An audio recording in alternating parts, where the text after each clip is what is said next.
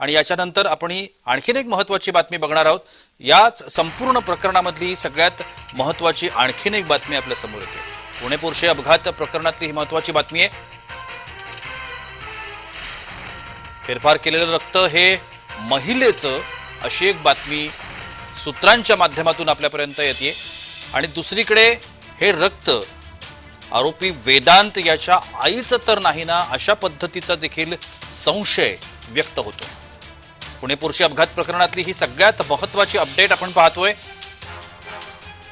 रक्तचाचणी अहवालातला एकीकडे रक्तचाचणी अहवालामध्ये फेरफार होताना आपण पाहतोय, दुसरीकडे हे जे रक्त आहे हे रक्त वेदांतच्या आईचंच नाही ना, अशा पद्धतीचा संशय देखील व्यक्त होतोय। सूत्रांकडून आलेली ही महत्त्वपूर्ण बातमी आपल्याला म्हणता येईल।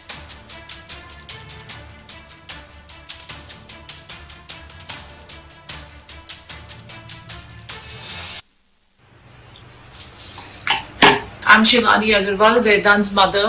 I want to request media that the videos.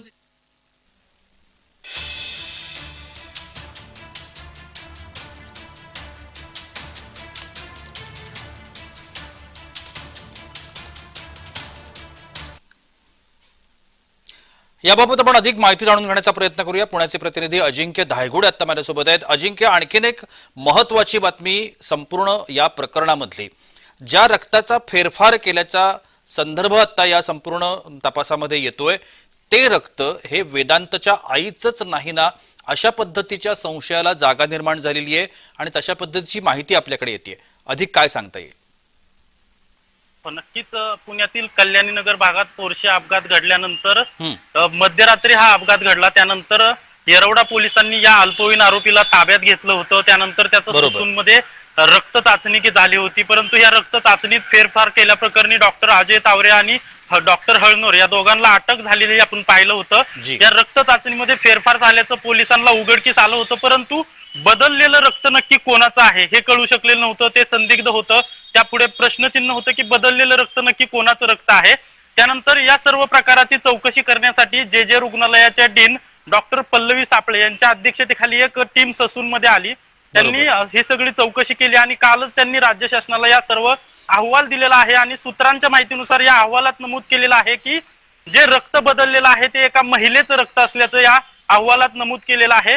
त्यानंतर या सगळं प्रकरण पाहिलं तर येरवड्यात ज्यावेळी या अल्पवयीन आरोपीला आणलं होतं त्यावेळी मध्यरात्री अल्पवयीन आरोपीची आई देखील त्याच्यासोबत होती। ससून मध्ये त्याला वैद्यकीय चाचणीसाठी घेऊन गेले पोलीस, त्यावेळी देखील त्याची आई सोबत होती। आणि वैद्य जे सापळेंच्या समितीने चौकशी केलेली आहे त्यामध्ये नमूद केलेलं आहे की ते बदललेलं रक्त महिलेचं आहे। त्यामुळे आता असा प्रश्न निर्माण होतोय, असा संशय व्यक्त केला जातोय की जे बदलून दिलं गेलेलं जे रक्त आहे चाचणीसाठी ते त्याच्या आईचं आहे का, आणि त्या दृष्टीने आता पुणे पोलीस देखील तपास करत आहेत। आणि जे बदललेलं रक्त आहे ते अल्पवयीन आरोपीच्या आईचं आहे का, या दृष्टीने आता पुढील तपास सुरू आहे। आणि पुणेकर देखील प्रश्न विचारतायत की बदललेलं रक्त नक्की कोणाचं आहे। अजिंक्य, ज्या पद्धतीने आपण ही संपूर्ण घटना पहिल्यापासून पाहतोय, रोज काही ना काहीतरी वेगवेगळी वळणं, वेगवेगळे अपडेट्स, वेगवेगळ्या गोष्टी आपल्या समोर येत आहेत। एखाद्या चित्रपटाला शोभेल अशा पद्धतीचं हे कथानक आपल्या समोर घडतंय की काय, अशा पद्धतीची आता संपूर्ण चित्र आहे। आता याच्या नंतर सुद्धा अनेक गोष्टी, म्हणजे ज्या गोष्टी बाहेर येत आहेत त्याच्यापेक्षा खूप गोष्टी आतमध्ये घडत असाव्यात, असं सुद्धा चित्र एकूण जे आहे ते आपल्याला पाहायला मिळतंय। आपल्याला एकूणच काय अनुभव येतोय आणि कशा पद्धतीनं या पुढे देखील हा जो गुंता आहे तो वाढेल असं वाटतं?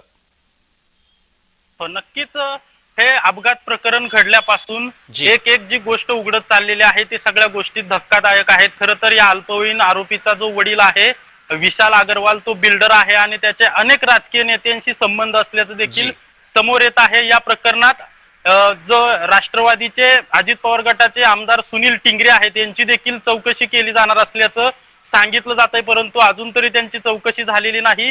अनेक दागेदोरे पोलीस तपासत आहेत। थोडक्यात अजिंक्य, आपल्याला असंही म्हणता येऊ शकतं की हे प्रकरण दडपण्याचा पुरेपूर प्रयत्न सुरू आहे, मग ते प्रशासन असेल किंवा राजकीय नेते मंडळी असतील। नक्कीच ज्या दिवशी हे प्रकरण घडलं त्याच्या दुसऱ्या दिवशी खरं तर महाराष्ट्रातील एक निवडणुकीचा टप्पा होता। त्या यंत्रणा त्या टप्प्या निवडणुकीमध्ये गुंतलेल्या होत्या आणि त्या दिवशी हे प्रकरण खरं तर दडपण्याचा पूर्णपणे प्रयत्न केलेला आहे. आपण पाहिलं तर रक्ताचे नमुने बदलणे, मध्यरात्री एक आमदार थेट येरवडा पोलीस स्टेशनला जाणे, हे सगळं जर बघितलं तर हे प्रकरण दडपण्याचा प्रयत्न यंत्रणांकडून पण झालेला आहे.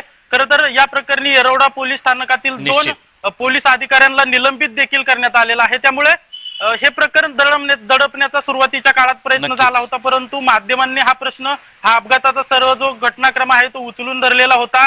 समाज माध्यमांवर सामान्य पुणेकरांनी देखील याबाबत प्रश्न निर्माण केले होते आणि आता आपण पाहत आहे की रोज नवीन खुलासे या प्रकरणात येत आहेत. नक्कीच अजिंक्य, धन्यवाद. तुम्ही खूप छान पद्धतीने माहिती दिली त्याच्यासाठी.